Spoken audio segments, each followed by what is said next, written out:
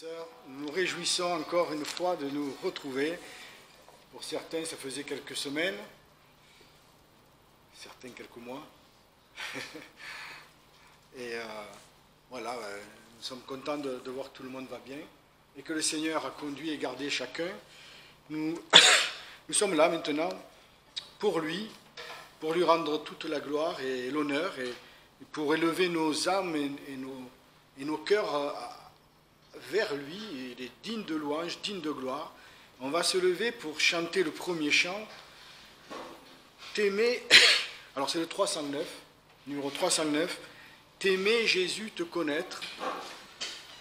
Voilà, connaître Jésus-Christ, c'est une grâce. C'est une grâce que le Seigneur nous fait, de connaître Jésus-Christ.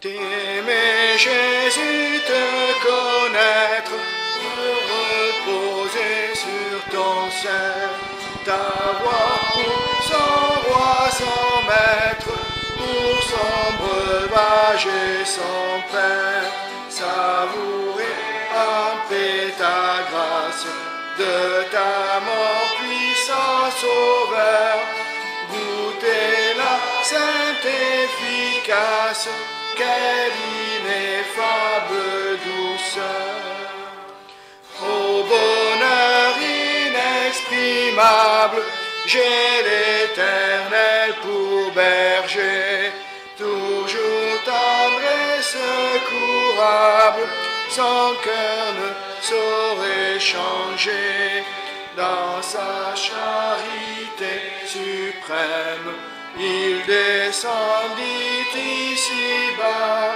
chercher sa brebis qu'il aime, et la prendre dans ses bras. Il donna pour moi sa vie, il me connaît par mon nom, à sa table il me convie, j'ai ma place en sa maison. Il veut bien de ma faiblesse, de tous mes maux s'enquérir, qu'il est bon, il veut sans cesse me pardonner, me guérir. Rien, ô Jésus, que ta grâce, rien que ton sang précieux, qui seul mes péchés efface, ne me rend saint plus joyeux. Ne me dites autre chose, sinon qu'il est mon sauveur, source et la cause de mon éternel bonheur. Oui, Seigneur Jésus, oui, tu nous connais depuis toujours, nous étions tous, Seigneur, dans tes pensées et dans ton cœur, et tu es venu pour nous, tu es venu pour nous chercher, pour nous prendre et pour nous amener avec toi, Seigneur, dans ton royaume. Et nous savons, Seigneur, que ce jour viendra, et toi tu sais quel jour, Seigneur, mais en attendant, tu es là avec nous selon ta parole, selon ta promesse, tu es avec nous tous les jours, tu es notre force, notre soutien, tu es aussi celui qui nous donne la joie et l'espérance, Seigneur, en toutes choses, parce que nous savons que tout ce que tu fais est parfait, tout ce que tu fais est bon, tout ce que tu fais est juste, et tu le fais dans ton amour et dans ta préscience, mais aussi dans ta puissance. Car nous savons, Seigneur, que sur la terre, nous avons des ennemis, et ces ennemis ont aussi des desseins, mais toi, Seigneur, tu les connais déjà, et tu peux intervenir, tu peux agir, et nous délivrer de ces pièges. Alors, merci, Seigneur, de nous avoir aussi rassemblés en un troupeau, et merci, Seigneur, parce que il y a des millions de troupeaux dans le monde, et merci parce que tous sont à toi, tu es notre berger, tu es l'épée, Et nous avons cette assurance, Seigneur, que tu prends soin de nous et que tu conduiras toutes choses selon ta volonté, pour la gloire de ton nom et aussi, Seigneur, pour notre bien. Nous te louons et te prions à la gloire de ton nom, Seigneur. Amen. Vous pouvez vous asseoir. On va prendre le numéro 50.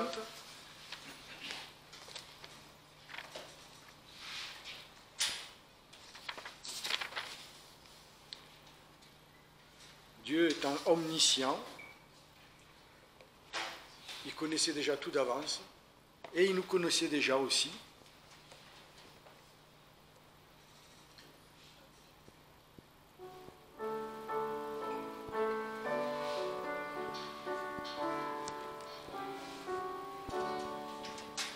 Tu m'as aimé, Seigneur, que la lumière brilla sur l'univers, que ta voix a formé, et que l'astre du jour parcourant sa carrière versa la vie à flot sur la nature entière. Mon Dieu, tu m'as aimé, mon Dieu, tu m'as aimé, mon Dieu, tu m'as aimé, quand sur la croix infâme, en vie de Jésus-Christ, le corps inanimé, quand pour me délivrer de l'éternelle flamme, ton Saint-Fils a porté le péché de mon âme. Mon Dieu, tu m'as aimé, mon Dieu, tu m'as aimé, mon Dieu, tu m'as aimé, quand par l'Esprit de vie, le feu de ton amour en mon cœur allumé, ouvrit les nouveaux cieux à mon âme ravie. Quand la paix fut en moi, de sainteté suivie, mon Dieu, tu m'as aimé, mon Dieu, tu m'as aimé. Tu m'aimeras toujours, ni l'enfer, ni le monde, de tes dons généreux n'arrêteront le coup, où le mal abonda, ta grâce surabonde. À ton amour, ô Dieu, que mon amour réponde, toi qui m'aimes toujours, toi qui m'aimes toujours. C'est rassurant de savoir que Dieu nous a aimés depuis toujours, il nous connaissait depuis toujours, et quelquefois on se dit, comment tu m'aimes encore? Mais oui, mais il savait tout. Hein. Il sait notre marche, il sait nos défauts, il sait nos faiblesses, il sait nos manquements, il sait nos chutes. Qu'importe, il nous aime. Et ça, c'est une assurance formidable de savoir que malgré ce que nous sommes, il n'est pas en colère envers nous, mais il continue de nous aimer et d'user de patience et de miséricorde. On va lire ce matin Romains chapitre 8, 3 versets donc, les versets 28 à 30.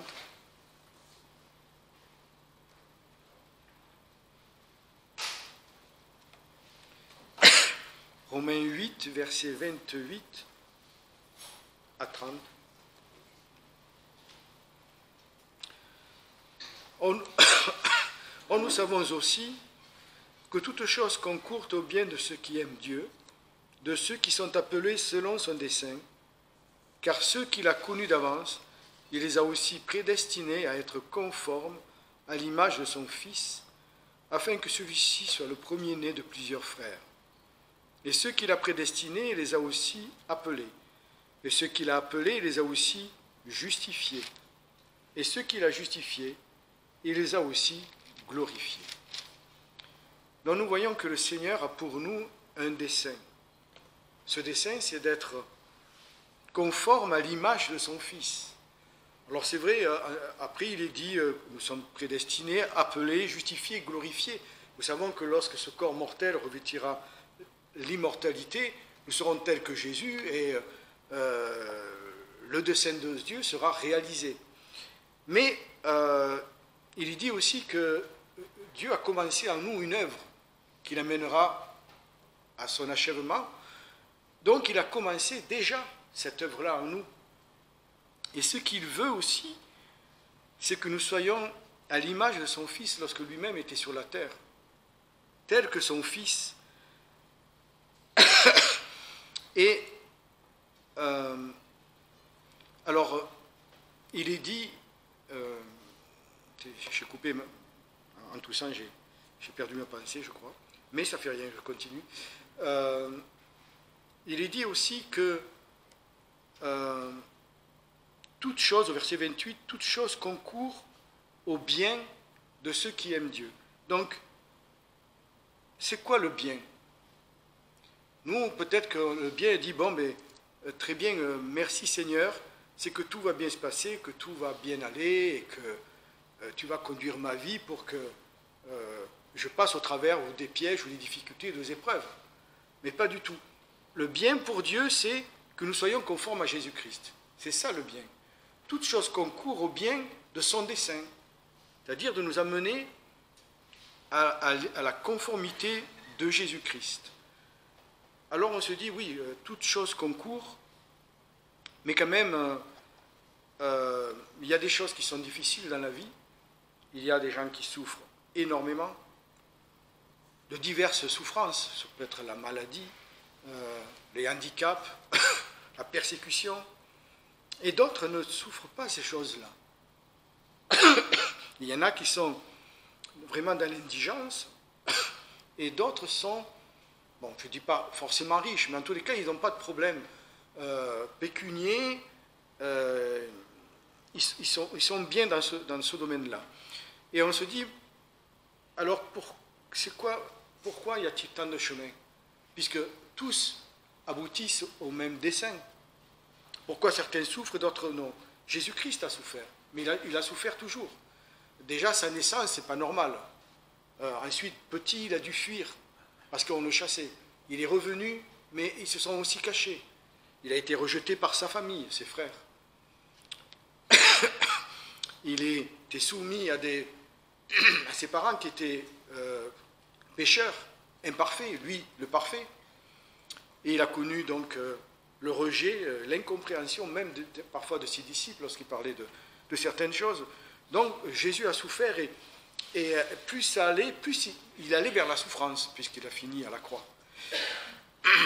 Bon, à la rigueur, on peut comprendre, il dit très bien, le dessein des chrétiens, donc, c'est de souffrir comme Christ afin de devenir comme Christ. Oui, mais tous ne souffrent pas. Pourquoi tous ne souffrent pas de la même façon? Et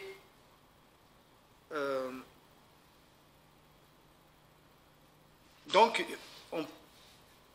on va voir deux versets dans les Proverbes qui vont nous donner des indices là-dessus. Mais avant, je veux faire remarquer qu'il est dit au verset 28, « Or, nous savons aussi que toute chose concourt au bien de ceux qui aiment Dieu. » C'est pas dit de celui qui aime Dieu, mais de ceux.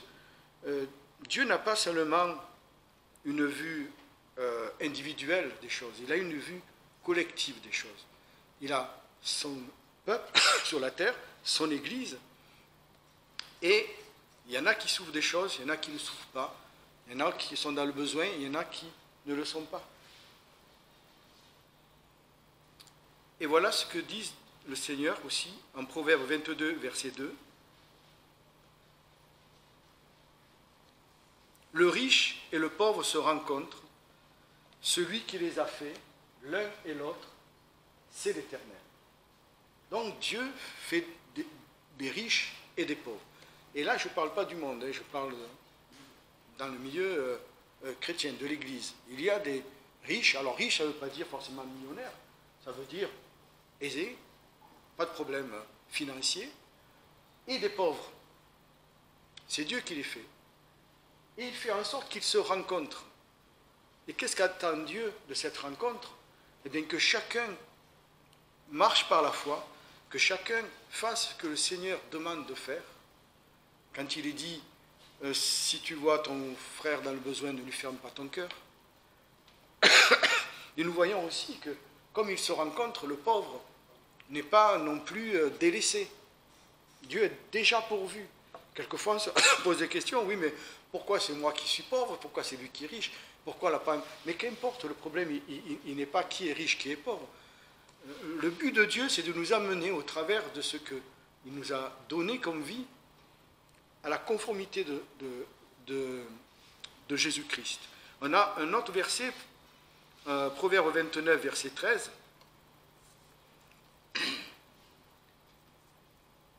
Le pauvre et l'oppresseur se rencontrent. C'est l'Éternel qui éclaire les yeux de l'un et de l'autre. Là encore, c'est toujours le pauvre qui se trouve devant l'oppresseur. Et l'oppresseur, bien souvent, ce ne sont pas des chrétiens. Donc c'est de la persécution, de la maltraitance. Mais ils se rencontrent. Ça encore, c'est un fait de l'Éternel. Et le but, c'est quoi? C'est il éclaire les yeux de l'un et de l'autre.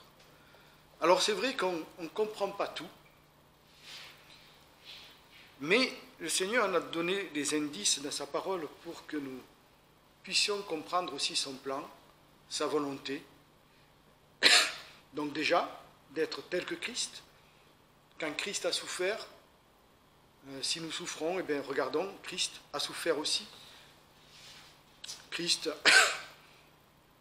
Et il vivait, son ministère, c'était presque un ministère de vagabond. Hein. Il disait, je n'ai même pas de quoi poser ma tête. Les oiseaux ont des nids, des tanières, moi, j'ai rien.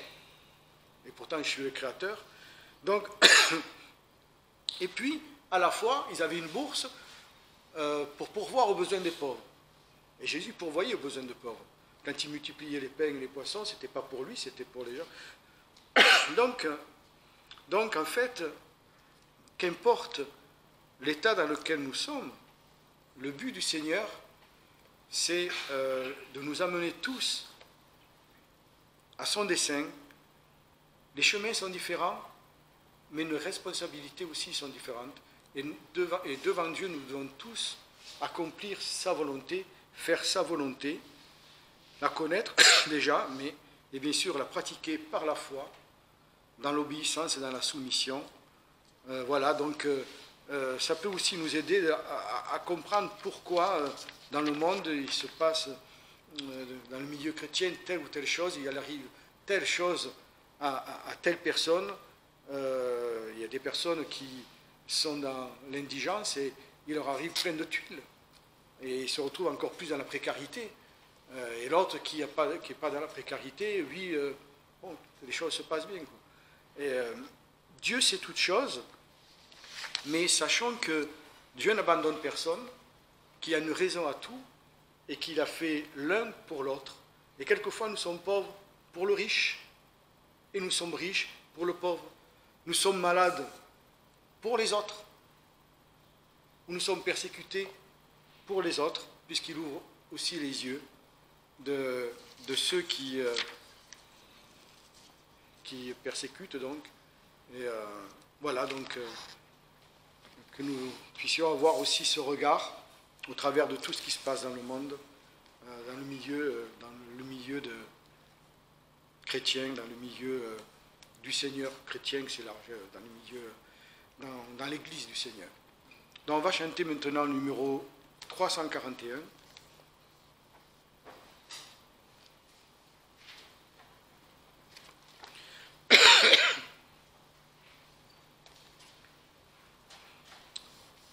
Chrétien, réjouis-toi, quelle que soit notre situation, nous avons un sujet de louange et de se réjouir. C'est que, comme on l'a vu tout à l'heure, nous sommes prédestinés à la gloire éternelle. Le Seigneur a dit « Réjouissez-vous de ce que vos noms soient écrits dans le livre de vie ». Donc nous avons au moins ce sujet de nous réjouir, sujet de nous réjouir aussi dans la présence, dans la personne du Seigneur, dans l'œuvre du Seigneur, dans l'amour du Seigneur.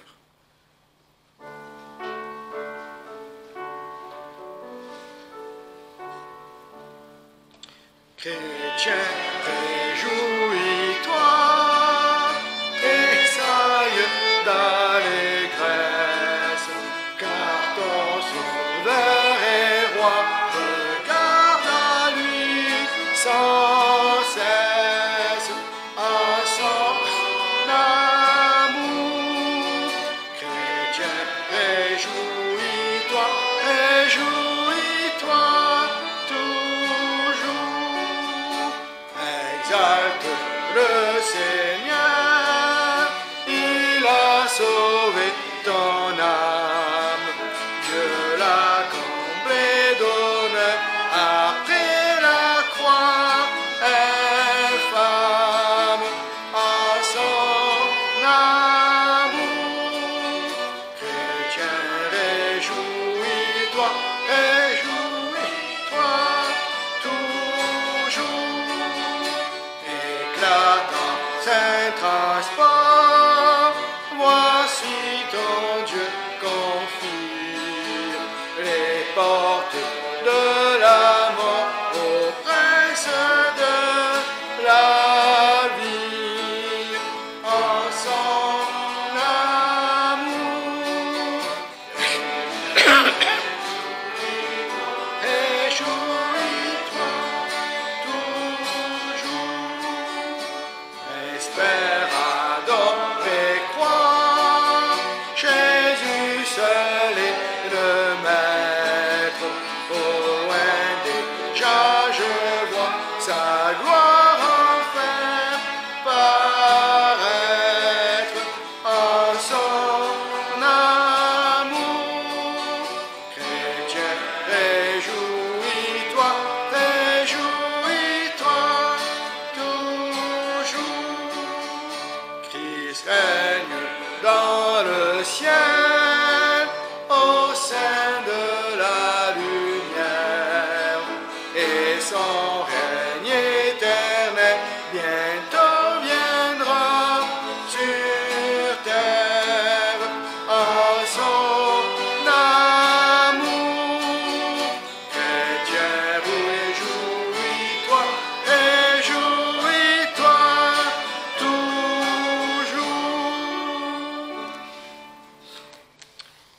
Voilà, on va passer donc au verset du mois. Matthieu 5, verset 11. Vous serez heureux lorsqu'à cause de moi, on vous dira des injures, qu'on vous persécutera et qu'on dira faussement contre vous toutes sortes de mal. Tant qui vit, tant qui règne, mon tout-puissant ami.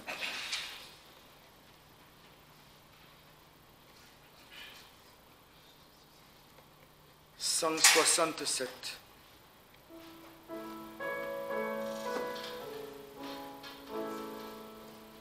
Tant qu'il vit, tant qu'il règne, mon tout-puissant ami, il n'est rien que mon âme craigne, je me sens à l'abri. Qu'importe la nuit sombre, le lion qui rugit, je sais que dans l'ombre me regarde et me suit. Si ma route est glissante et mon pas incertain, je m'appuie à sa suis mon chemin. À toi seul je regarde, ô berger des brebis. Ton cœur m'aime et ton œil me garde, voilà mon paradis. Alors cette semaine, j'ai travaillé sur un sujet. J'étais parti sur l'idée de veiller. Et puis, de texte en texte, Matthieu 24, 1 Thessaloniciens, 2 Thessaloniciens, je rentrais vraiment sur le sujet du retour du Seigneur, de l'avènement du Seigneur, selon l'expression. Et c'était très riche, et j'avais envie de vous faire un message concret. Et puis, avec trop de matériaux, c'était pas possible de le terminer dans les temps. Ça sera prié pour que ça soit l'objet d'une série d'études, peut-être. Parce qu'il y a trop, il y a beaucoup trop à dire. Il y a l'antéchrist, enfin, il y a plein de choses qui justement troublent les chrétiens actuellement sur cette question-là. Et donc je voulais vraiment revenir au texte sur ces sujets-là pour que il semble que le Seigneur ne veut pas qu'on soit troublé par les questions du retour du Seigneur, mais plutôt au contraire consolé, fortifié, encouragé à marcher humblement, saintement. Donc voilà, je voulais creuser les textes, pas dire des choses rapidement. Donc ça sera pour un peu plus tard, mais priez pour ça, parce on le sait, encouragé à veiller. Donc si toutes ces questions nous encouragent à veiller, ça vaut la peine de les creuser et de trouver le vrai sens du Seigneur pour cette question-là. Alors vous aurez un message qui est celui qui est prévu pour le premier message du camp. Le sujet du camp, c'est Christ dans toutes les Écritures. Donc on aura un enseignement systématique le matin qui nous montre Christ dans l'Ancien Testament, les types, les prophéties. On verra probablement en filigrane aussi les images de Christ dans l'Ancien Testament, les apparitions de Jésus-Christ dans l'Ancien Testament. Puis après on verra le Christ dans les évangiles, la croix, on verra le Christ dans les épîtres, et puis l'Apocalypse. Donc on va essayer de voir par étude, toute la semaine, Christ dans toutes les Écritures. Mais on aura aussi des messages du soir. J'ai demandé au pasteur de se débrouiller, de prêcher chaque fois sur la personne de Christ. Et au lieu de dire, oh là là, tout le monde était ravi, c'est super, on a des choses à dire. Alors un m'a dit, qu'est-ce que tu penses? Moi je vais prêcher à partir de l'Épître aux Hébreux, moi je suis actuellement dans... J'ai dit, super. Et l'autre me dit, moi actuellement je suis plutôt dans Colossiens, je voudrais... j'ai dit, super. Et à chaque fois on voit que il y a une manière de parler de Christ, et chacun, j'espère que le Seigneur va conduire pour que tous ces sujets différents nous amènent tous à la personne de Christ. Et puis le matin, on aura aussi, avant même les études, un moment de culte en famille, on appellera ça, plutôt que petit déjeuner du cœur, mais c'est la même chose. Et les textes qu'on va prendre pour ça, c'est les « je suis » dans l'évangile de Jean. Quand Jésus se révèle, chaque fois on lira dans Jean 10, dans Jean 3, donc voilà, je prie le Seigneur que ce soit vraiment, pas simplement un thème, mais vraiment quelque chose qui nous fasse du bien. Et donc le premier soir, en me disant, j'espère que je ne vais pas dire quelque chose que les autres ont dit, je fais plutôt une espèce de florilège d'images, pas de type, mais d'images de l'Ancien Testament qui nous parlent de Christ. Alors juste pour rappel, et je vais prier juste avant de lire ces textes, on a tout pleinement en Christ. Voilà ce que ça... Le fil conducteur de ce message, Colossiens 2,8, que personne ne fasse de vous sa proie par la philosophie, par une vaine tromperie s'appuyant sur les traditions des hommes, sur les rudiments du monde et non sur Christ, car en lui habite corporellement toute la plénitude de la divinité. Vous avez tout pleinement en lui qui est le chef de toute domination et toute autorité. Et donc de manière pratique aujourd'hui, j'aimerais que quelles que soient nos attentes, nos épreuves, nos joies, ce qu'on traverse, le Seigneur nous montre quelque chose de sa personne qui peut être la réponse à notre attente. Donc je vais prier. Seigneur, je te remercie parce que tu ne fais pas de telles déclarations comme les présidents ou les chefs d'entreprise pour faire rêver les gens, mais parce que c'est une réalité à laquelle on a accès. Tu ne parles pas pour qu'on ne puisse pas atteindre ce que tu nous donnes. Tu ne nous fais pas miroiter ou tu ne nous fais pas comme une odeur agréable de quelque chose auquel on n'aura pas accès. Alors Seigneur, nous te prions que dans ta grâce, tu veuilles bien atteindre nos cœurs, dans nos états, dans nos besoins, dans nos attentes. Au nom de Jésus-Christ. Amen. Voilà.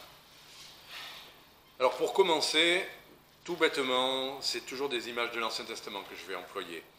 Nombre chapitre 21, verset 9. Nombre 21, verset 9. Alors c'est pas obligatoirement, comme j'ai cherché avec un ordinateur, c'est pas obligatoirement la tournure que je vous lirai de l'Osterwald. Je sais pas, peut-être que ça sera parfois des versions autres. Mais Nombre 21, 9.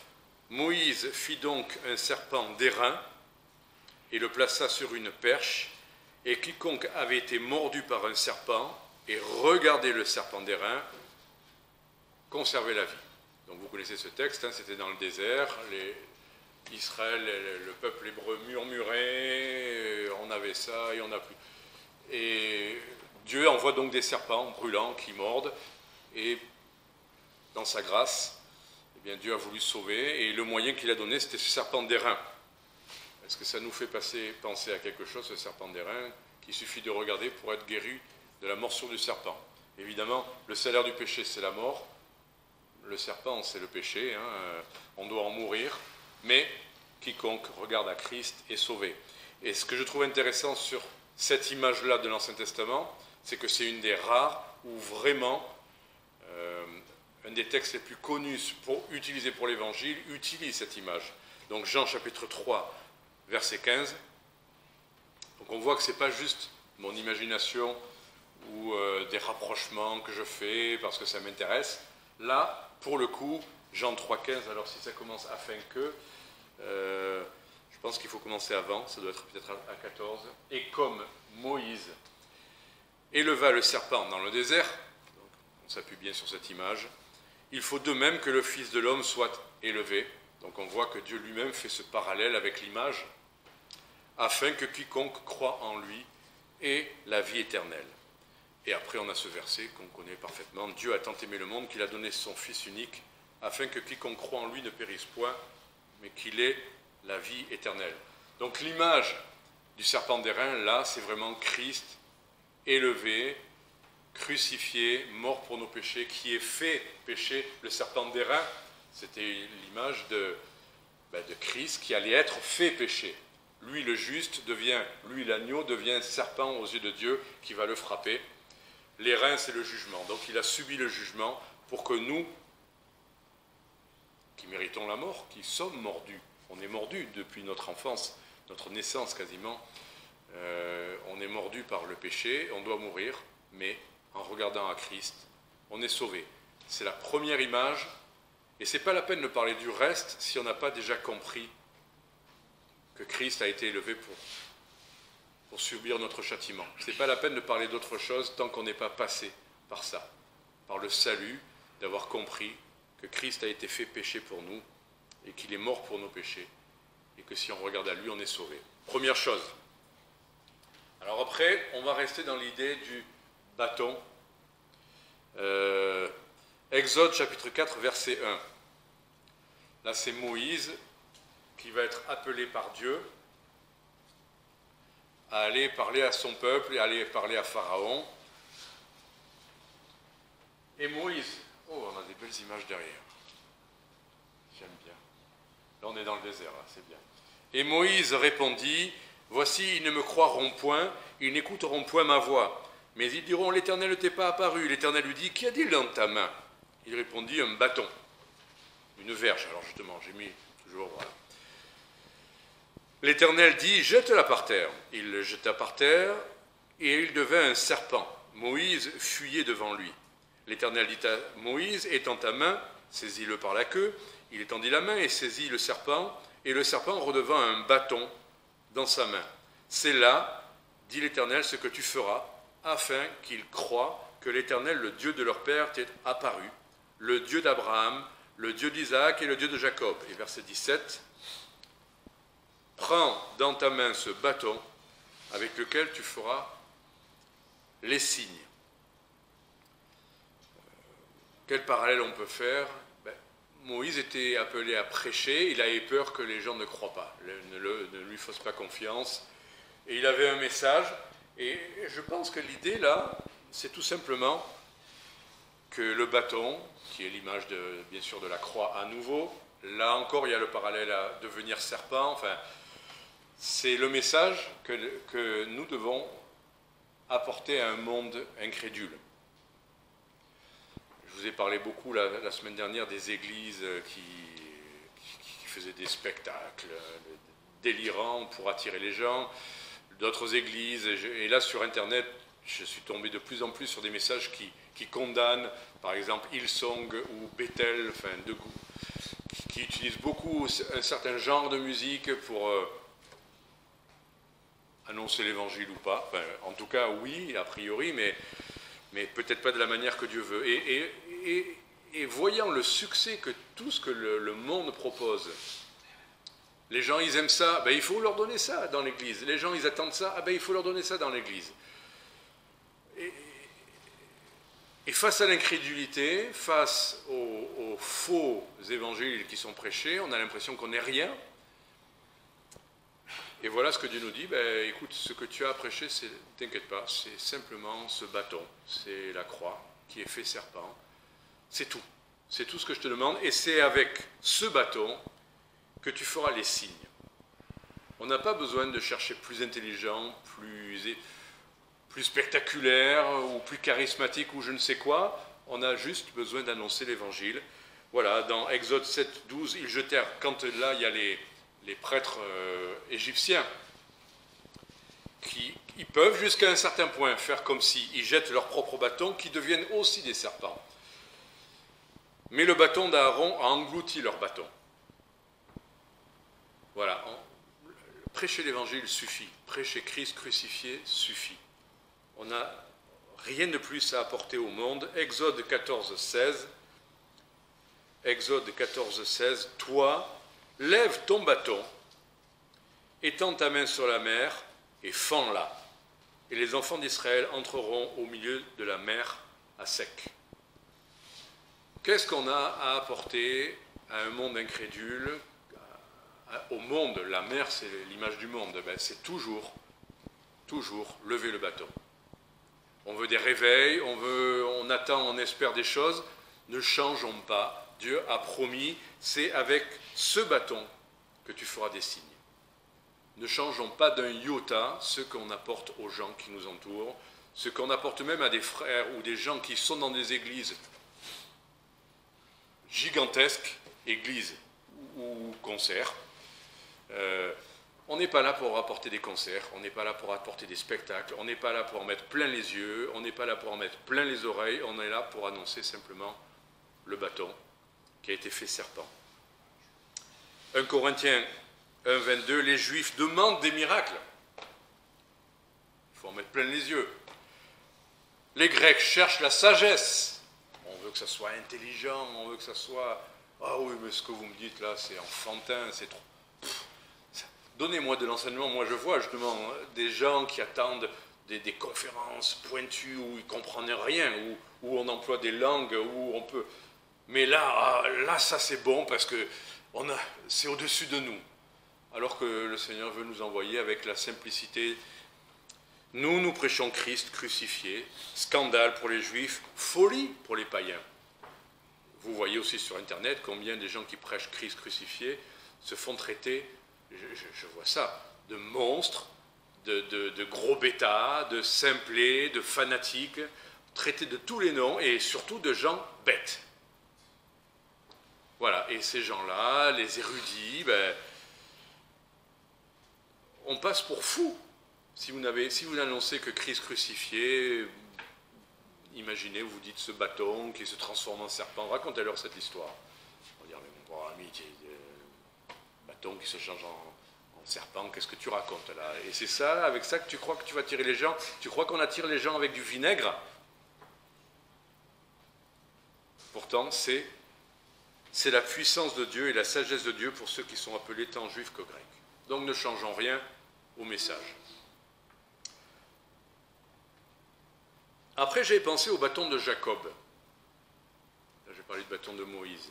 Mais là, le bâton de Jacob. C'est quoi le bâton de Jacob?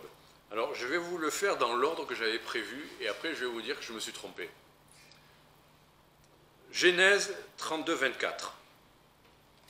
C'est le moment où Jacob va lutter avec Dieu à Péniel. Vous connaissez ce texte. Voilà. Jacob demeura seul, 32, 24. Alors un homme lutta avec lui jusqu'au lever de l'aurore. Voyant qu'il ne pouvait le vaincre, cet homme le frappa à l'emboîture de la hanche, et l'emboîture de la hanche de Jacob se démit pendant qu'il luttait avec lui. Il dit « Laisse-moi aller, car l'aurore se lève. » Et Jacob répondit « Je ne te laisserai point aller, que tu ne m'aies béni. » Donc brisé, Jacob va être béni. Jacob, le supplanteur, va devenir Israël, celui qui a lutté avec Dieu et qui a gagné. Il a lutté, il voulait la bénédiction. Jacob était loin, loin, loin d'être parfait, mais il voulait être béni. Et après avoir lutté avec Dieu lui-même, puisque là c'est une théophanie, c'est Jésus-Christ qui vient lutter avec lui, eh bien il est brisé, il est touché à l'emboîture de la hanche. Et dans ma tête, on prend Genèse 32, 10, je me suis dit, à partir de là, il va s'appuyer sur le bâton. À partir du moment où il a voulu la bénédiction et qu'il a été brisé quelque part, il va maintenant s'appuyer sur le bâton. Donc, Genèse 32, 10, je suis trop petit pour toutes les grâces et pour toute la fidélité dont tu as usé envers ton serviteur, car j'ai passé ce Jourdain avec mon bâton. Et maintenant, je forme deux camps.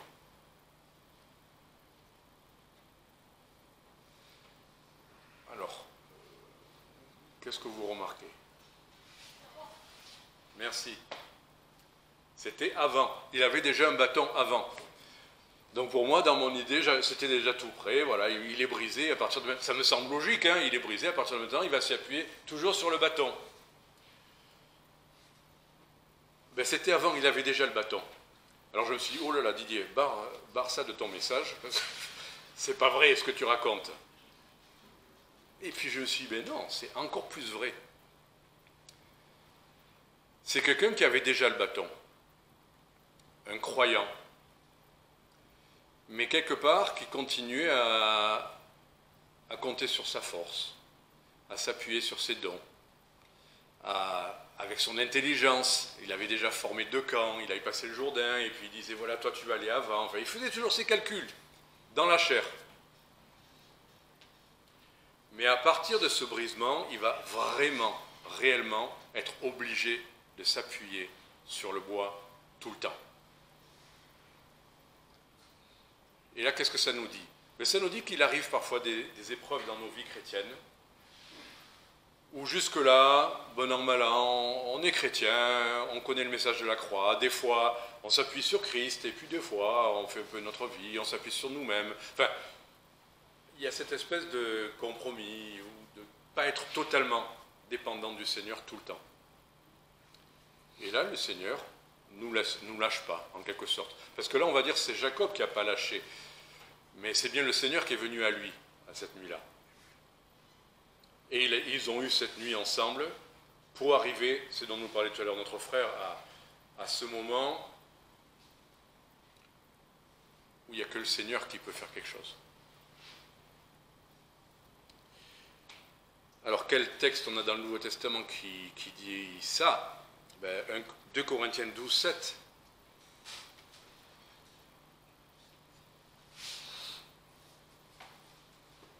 Et pour que je ne sois pas enflé d'orgueil, à cause de l'excellence de ces révélations, il m'a été mis une écharde dans la chair, un ange de Satan pour me souffleter et m'empêcher de m'enorgueillir. 3 fois j'ai prié le Seigneur de l'éloigner de moi, et il m'a dit, ma grâce te suffit, car ma puissance s'accomplit dans la faiblesse. Je me glorifierai donc bien plus volontiers de mes faiblesses, afin que la puissance de Christ repose sur moi. Comprenez le rapprochement. Là, Paul, avec tous ses dons, toutes ses qualités naturelles, il était un érudit, il avait tout ce qu'il fallait pour réussir dans le ministère. Et le Seigneur n'a pas permis que les gens puissent se tromper, qu'ils croient que c'était Paul, parce qu'il était ça ou ça ou ça. Donc Paul a été amoindri, Paul a eu une écharde dans la chair, comme ce Jacob était brisé à l'emboîture de la hanche, il ne pouvait plus s'appuyer sur sa propre force. Et là, Paul s'en réjouit parce qu'il dit, mais maintenant, je me glorifierai même de ma faiblesse, justement parce que je suis dans cet état, parce que là, les gens ne verront que Christ, ne verront que celui sur lequel je m'appuie, ne verront que sa vraie puissance. On ne pourra pas dire, waouh, quel beau message, qu'est-ce qu'il prêche bien, ou qu'est-ce que lui, il connaît bien la Bible, ou on a bien vu, tout le monde a vu qu'il fallait bien que ce soit Christ qui prenne les choses en main, que ce soit sa grâce qui suffise. Et je peux vous dire par expérience que presque tous les matins, presque tous les jours, presque toutes les œuvres qui restent à accomplir, j'ai rien en moi. Je viens à Christ et j'ai dit, écoute, si tu veux que j'ai quelque chose à dire ou à faire, si ce n'est pas toi qui le fais, j'étais réveillé à 4h30 ce matin en train de penser à tout ce qui se profile à faire pour le camp, pour le message, pour la vie, quoi. Et chacun de nous, on a nos... Enfin, il ne s'agit pas de dire que pour le ministère. Je ne sais pas comment vous imaginez, vous, les années à venir. Est-ce que vous dites, ouais, super, la semaine prochaine, je reprends le travail. Ouais, extra, ma vie de famille, c'est super fastoche et c'est que du régal. Et les enfants, c'est... Ah, mon corps, je suis en super forme. Je crois qu'on traîne plus souvent nos vies et on ne les envisage pas en se levant, en bondissant de notre lit. Je pense que le pas est lourd au petit matin, mais, à part les jeunes, mais ça leur passera, ne vous inquiétez pas, ça viendra en son temps. Ils vont vieillir. Mais merci Seigneur, parce que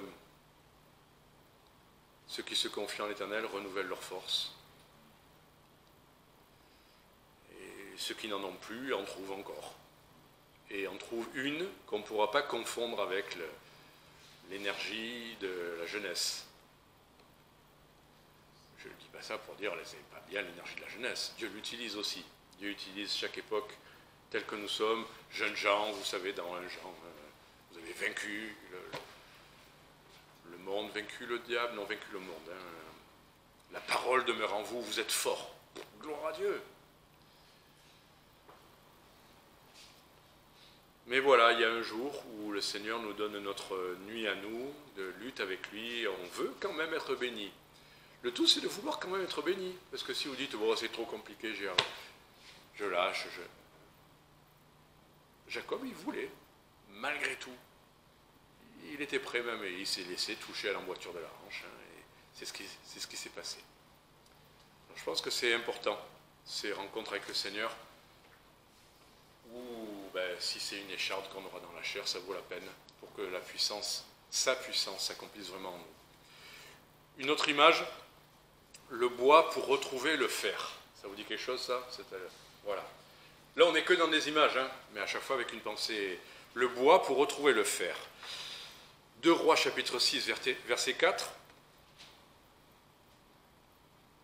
2 Rois chapitre 6 verset 4. Arrivé au Jourdain, ça commence un peu avant, c'est pas grave. Il s'en alla donc avec eux, ils vinrent au Jourdain et ils coupèrent du bois. Et comme l'un d'eux abattait une poutre, le fer tomba dans l'eau.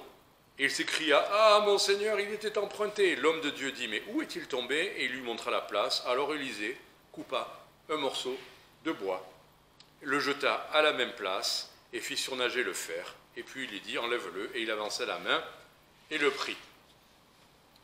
Voilà, c'était des prophètes, enfin c'était des serviteurs de Dieu, tous ensemble, qui allaient bâtir une maison, la maison pour habiter, très bien.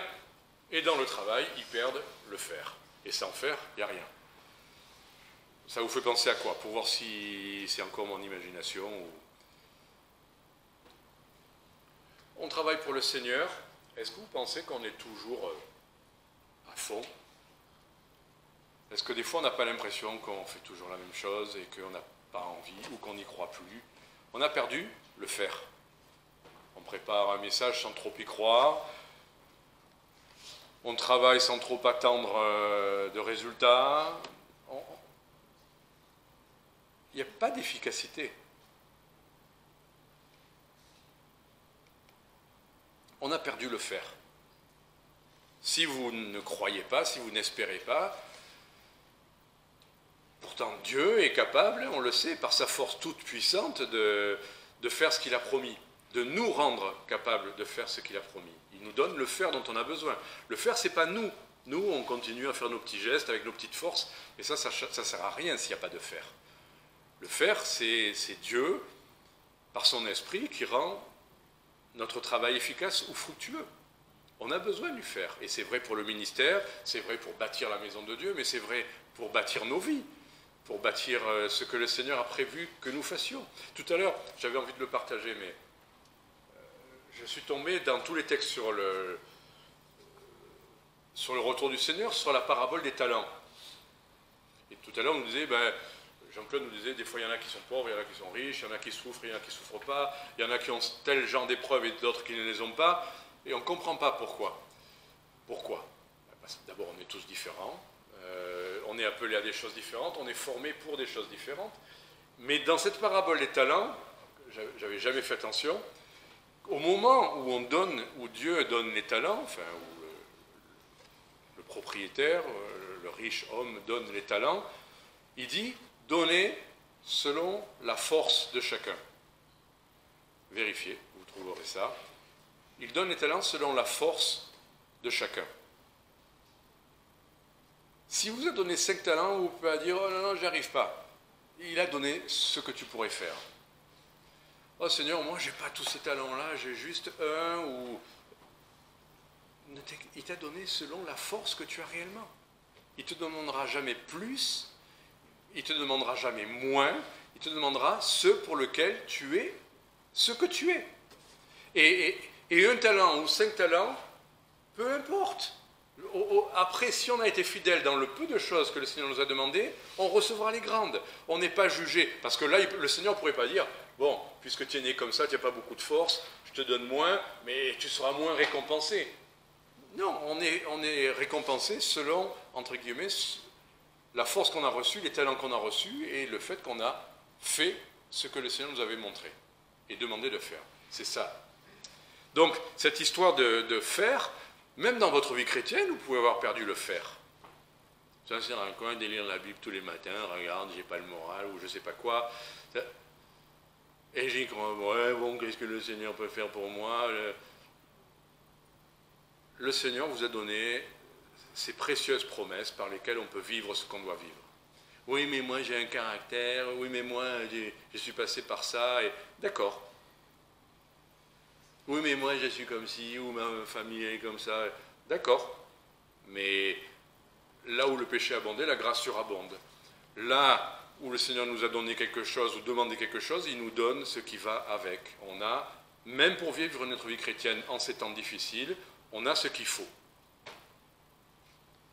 Par Christ, justement, dans le texte de Pierre, c'est en lui, c'est par sa vertu qu'on a accès à ces choses-là. Par sa vertu, pas par nos forces.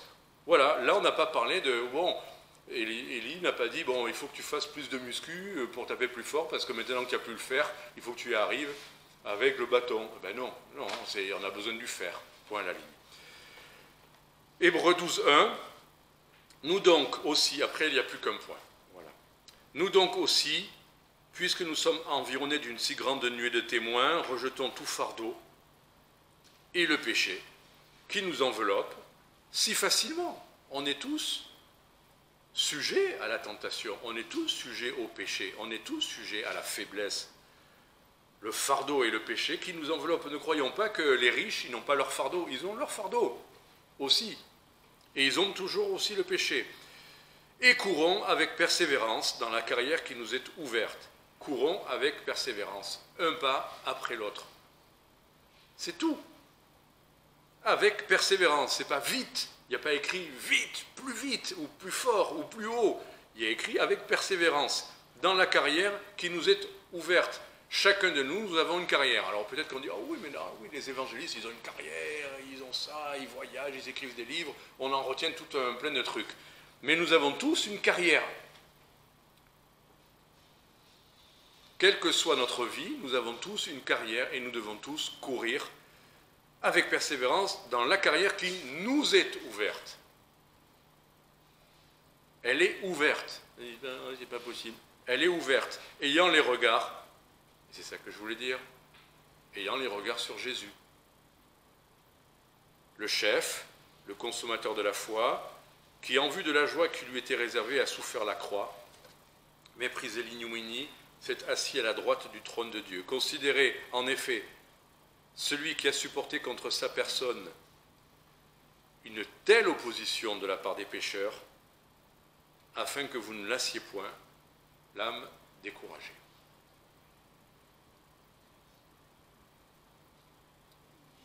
Jean-Claude nous a un peu décrit ce qu'a pu être la vie de Christ.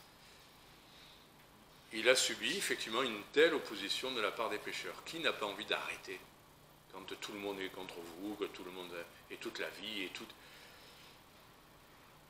Mais considérez Jésus-Christ. Peut-être que lui, il a une vie plus facile, mais Jésus, vous ne pouvez pas le dire, lui, il a une vie plus facile.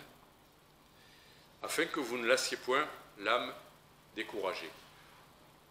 On perd le fer quand on s'est lassé et que l'âme est découragée. On a perdu le fer, il est au fond de la vase. Et le seul moyen, c'est de regarder à Jésus, le bâton. Vous avez souffert, mais il a souffert bien plus à la croix, les souffrances de la croix. Vous avez souffert de quelqu'un. Considérez celui qui a supporté contre sa personne une telle opposition de la part des pécheurs. Et on va terminer. Là, on a vu le bois pour retrouver le fer. Considérez Christ. Allez, la mort dans le pot. Là encore, normalement, c'est des petites phrases qui nous amènent tout de suite à un texte. La mort dans le pot, ça vous dit quelque chose, ça? 2 Rois, chapitre 4, verset 38. Et ça sera le dernier point. 2 Rois, chapitre 4, verset 38. C'est encore Élisée.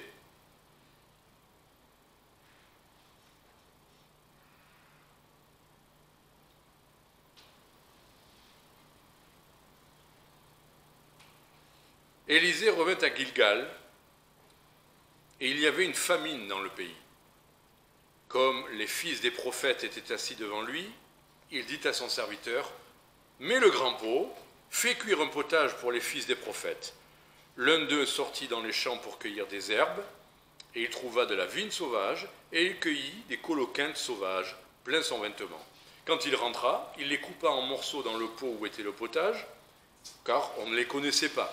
On servit à manger à ces hommes, mais dès qu'ils eurent mangé du potage, ils s'écrièrent « La mort est dans le pot, homme de Dieu !» Et ils ne purent manger. Élisée dit « Prenez de la farine. » Et il en jeta dans le pot, et dit « Sers à ces gens et qu'ils mangent. » Et il n'y avait plus rien de mauvais dans le pot. Voilà, bon. On pourrait développer plein de choses, mais en gros, on avait apporté pour la nourriture du peuple, enfin des serviteurs, on avait apporté des choses un peu inconnues. On ne savait pas trop ce que c'était, des coloquintes sauvages. D'ailleurs, on ne sait toujours pas ce que c'est des coloquintes. Enfin, est-ce que vous avez déjà mangé ça en salade?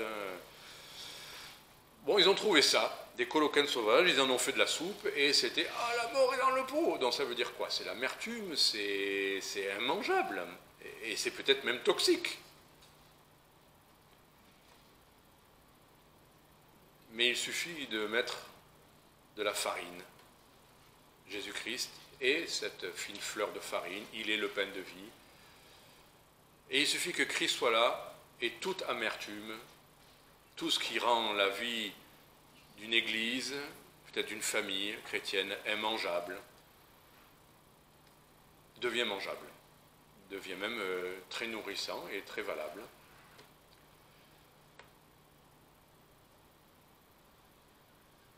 Je n'ai pas besoin de plus développer, on a compris.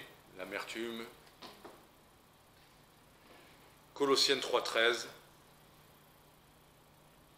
Supportez-vous les uns les autres.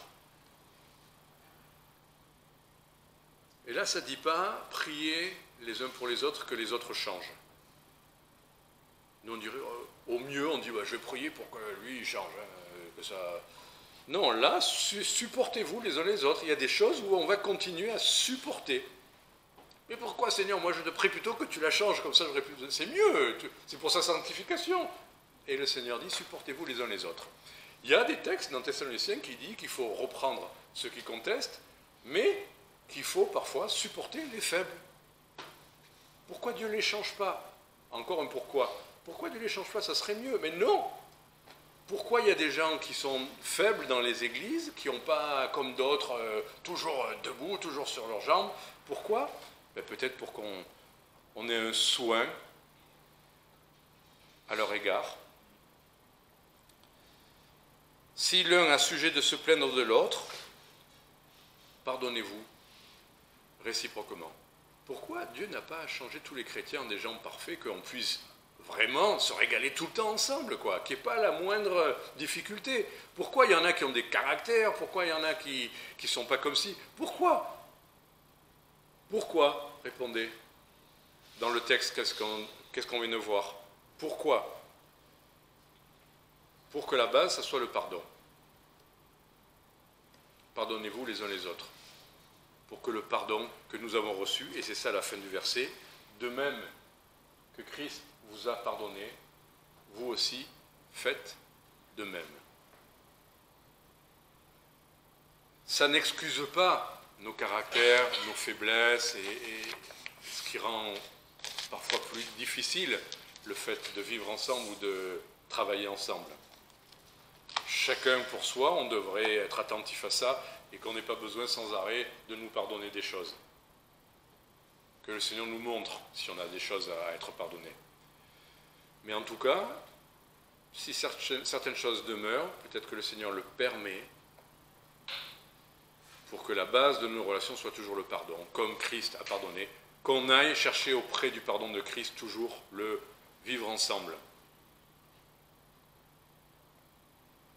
Prions les uns pour les autres, pour qu'on change, pour qu'on ait des meilleurs caractères, pour qu'on fasse tout bien et on soit enfin l'Église parfaite. Mais gardons jusqu'au bout, comme Christ nous a pardonné, pardonnez aussi. Et c'est pas au pied aller, c'est pas puisqu'il n'y a pas mieux à faire, je le pardonne. C'est précieux. C'est précieux parce que ça nous ramène toujours à Christ qui nous a pardonné. Et ça nous garde peut-être un peu plus humbles. Parce que je prie pour lui, pour qu'il arrête d'être comme ça, pour qu'il arrête d'être ci ou ça. Est-ce que vous entendez cette phrase? Ça veut dire, moi, je vois ce qui ne va pas chez lui, je vais prier pour lui. Il y a un tout petit peu, vous voyez ce que je veux dire, il y a un tout petit peu de suffisance, un tout petit peu de je suis au-dessus, moi je prie pour tout le monde. Moi je prie pour lui et pour lui. Vous avez toute la liste de prières. Qui c'est qui prie pour vous? Vous priez pour vous? Christ nous a pardonné, nous aussi faisons de même. Que le Seigneur vous bénisse. Voilà, et priez pour que ce message aussi au camp soit utile aux uns ou aux autres. Que le Seigneur vous bénisse.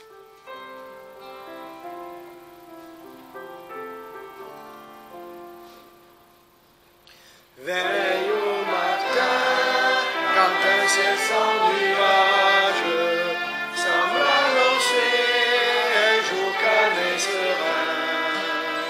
C'est dans ton cœur que peut gronder l'orage qui fait tomber le pèlerin. Veille au matin, veille le soir, veille et prie toujours, veille à midi, quand les bruits de la terre font oublier le céleste séjour. Trouve un instant pour être solitaire dans la prière et dans l'amour. Veille au matin, veille le soir, veille et prie toujours. fais le silence, pense au bienfait de ton céleste ami. Cherche avec soin sa divine présence, versant son cœur tout ton souci. Veille au matin, veille le soir, veille et prie toujours. Veille toujours, en tout lieu, à toute heure, car l'ennemi te guette à chaque instant pour se glisser dans la sainte demeure où doit régner le Tout-Puissant. Veille au matin, veille le soir, veille et prie toujours. Bonne fin de journée et bonne semaine à tous.